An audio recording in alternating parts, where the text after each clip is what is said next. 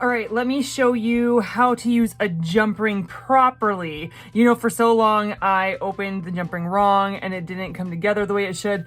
And when I finally did it right, it was amazing. And so I have to teach you how to do a jump ring properly. So a jump ring has a cut right on one side. You can barely see it. I don't know if you can see that, right? And so in order to open a jump ring properly, you can use one pliers and your hand, or I prefer 2 pliers because it saves my fingernails. I break my fingernails all the time if I try to use my fingernails. So I'm gonna use this one and bring this one towards me.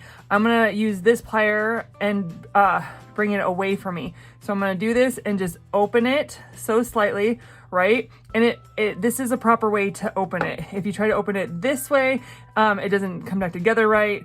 But let me show you how to use it. So I open one, and let's say I want to put a clasp on. So I put my clasp on. Let's say this is my necklace. It's not, but let's just say pretend. Pretend with me.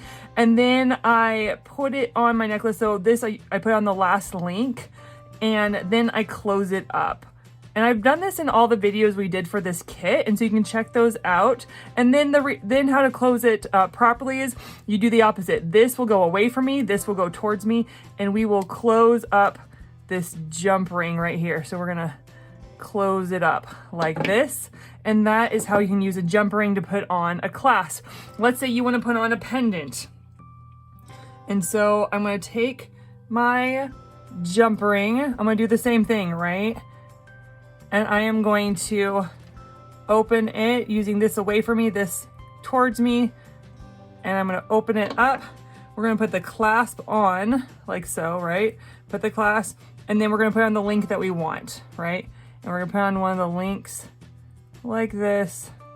And we're gonna find the middle of the link, and then we're gonna put it on, and then we're gonna close it back up. And this is gonna go away from me, and this one is gonna go towards me. And so we're gonna close it up like so. Now you have to not have any gaps in your jump ring. If your jump ring has a gap like that, it could be the tiniest gap, but there's still like air between it, then your jewelry piece will fall apart. Either your lobster clasp will come off and your necklace will fall apart, or your pendant's gonna fall off, right? Your charm's gonna fall off. Whatever the case is, it can't be like this, and you can't do it like this, right? If you do it like this, things can still slide between there no matter how well it looks like it's together. It needs to go like this, like almost like they're coming together and they're touching face to face, right?